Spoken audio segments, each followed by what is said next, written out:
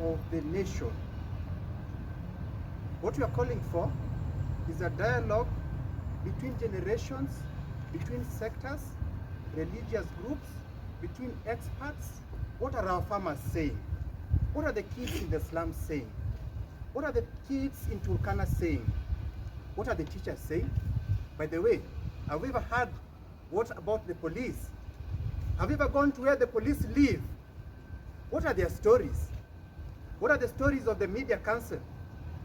But what about Dr. Ruto? What is his side of the story? Can we help him? This is a generation of this nation. People everywhere. And that's why my partner was saying, let it start from the grassroots. So the MOU is between UDA and ODM. We are ODM, but we are also Gen Zs.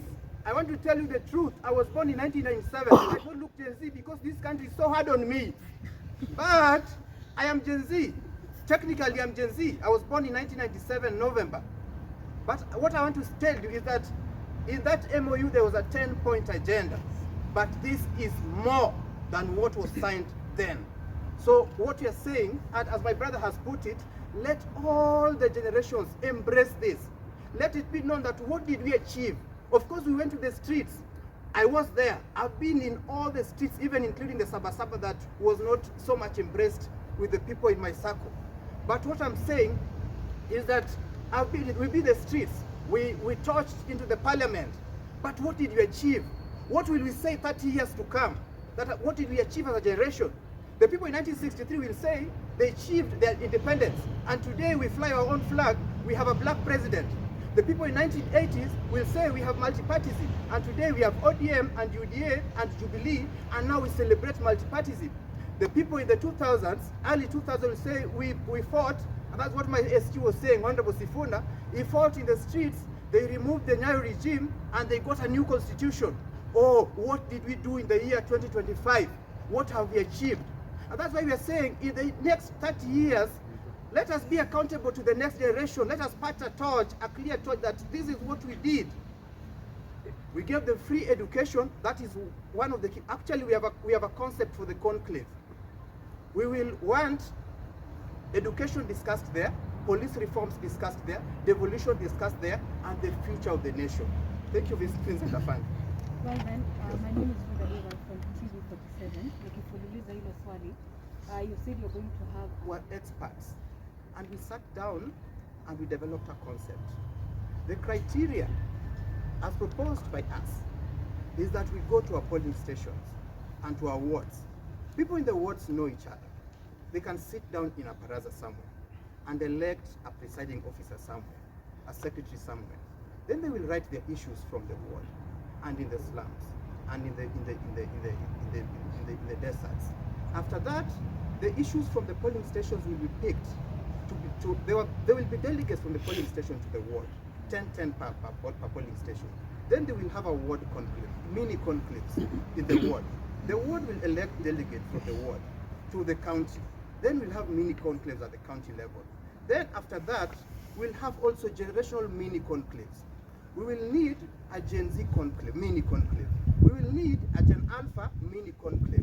We will need religious groups mini conclave. We will need, the media have also been complaining that they have been beaten in the streets. We will need a medium mini conclave. We will need every other person, even the people in government, even the police will have their mini conclave of reforms they want in over New Kenya.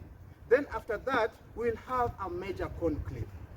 That's what we are doing. Maybe we'll go to Bomas, or we'll find KCC, or anywhere. Then all these mini conclaves will bring their resolutions to the table.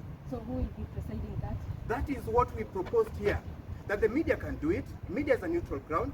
We have, as political parties, we have a center that unites us. It's called the Center for Multi-Party Democracy, can do that.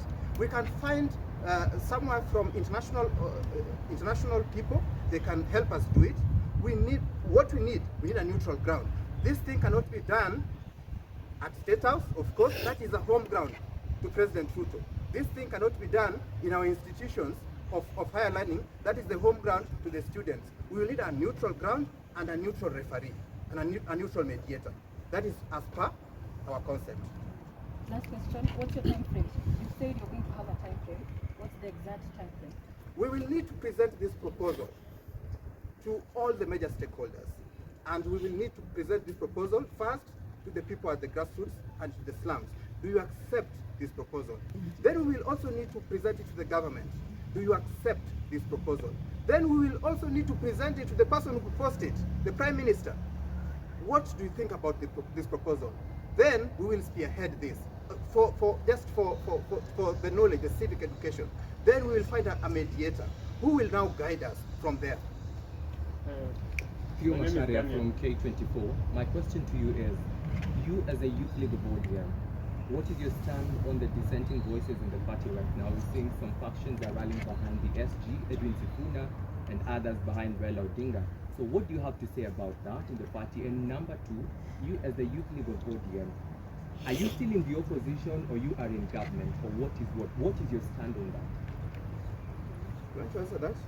Let me give my brother to answer that.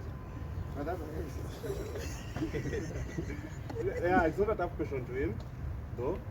I'll start with the second question. In our constitution 2010, we don't have opposition. We have the minorities and the majorities. And ODM doing that since the 2010 constitution, we have been the minority side of government in the parliament. People have presumed, and Kenyans have stuck to the old constitution, that we have the opposition. We must agree that we are having institutions that need to check each other. The executive need to be checked by the legislature. So that's a question that I think we need to strengthen our institutions. The legislature needs to be active, very independent, and without influence from State House or the executive arm of government. Number two, ODM as a party has remained a pro-people since its interception in 2005 to date. And you'll agree with me, that's why many Kenyans identify with this political party. We will remain the defenders of the people of Kenya and even beyond the borders of this country, because you have Kenyans in the diaspora as well. So we have the voice of the reason. We are the voice of those who are voiceless, those who can get the opportunity to address the matters and issues affecting them direct. So we, ODM party, we are still a pro-people party. We are just a minority in the parliament, both the parliaments. But we have institutions that need to check each other. We need to check, and Kenyans need to live with that fact that we don't have opposition in this country with our new constitution. We have presidential system of government. To your second question on the dissenting voices within our political party, my brother touched on it, and he said it very clearly, that the D in ODM is democracy. We are a very democratic party. We welcome all diverging voices within our political rank. That's what has been holding us together. And that's why ODM has very great, strong fabrics holding it together. Those dissenting voices have always remained. They have been there before. But again, you must agree with me that SG Sifuna is not dissenting. He's giving a clear position of the party. SG Sifuna is not dissenting or disagreeing with the party leader or any other leadership of the party. He's giving a clear identification of this political party. We identify with that, we are sitting here. Number two on the same. SG Sifuna is the other day, he gave a clear direction. We are ODM party. We are going to have a presidential candidate come 2027. As a political party, we are not working with you. We are not going to support another political party. Yet you are building a political party at ODM. He is being identified as a rebel in the party. So are you identifying also with Sifuna as the rebel in ODM? I think I've said that, my brother. Sifuna is not rebelling. Nobody's identifying with him as a rebel. He's the spokesman of the party. He's the official spokesman of the party. So the position that he gives the truth and the position of the party. Maybe also, one just final to add on that, I think yesterday the Right Honorable Raila Odinga also he also clarified on that. He said that Sifuna is the SG of ODM. And he's the patron, and he said that whatever Sifuna is saying is right, and it is his right to say whatever that he has. So whoever is calling him a rebel is calling him as at a personal level, not as the party, because his Honorable Raila already clarified on that. So don't you see he's contradicting himself when the party leader says that he's going to support President Ruto until 2027 elections? Here you are saying you are going to bring the presidential candidate. Are you going to contradict? But he says that he will support him until my question is, are you in the He's not government or supporting not? him to become the president. He's If supporting I him can to just work answer, for him. if I can just answer him, party leader did not say he will support William Ruto in 2027 elections. He said he is supporting him up to 2027, but So not are you in the elections. government or not? Not elections. Elections, no. He was very clear about that. My name is Daniel. Are you in the government or You not? know, it's the government. Who's the government? What is the Okay. government? This is what is happening. This is what is happening. SG of the party is the one who do speak on behalf of the party. And SG did say very well that what makes people believe that ODM is in the government is the arrangement that was made. And in fact, he's calling it arrangement, not a government. There is no any signed memorandum or document that shows that ODM is in government. So let me And divert whenever you. that happens, of course, we are a very, very open party. We do make our things clear.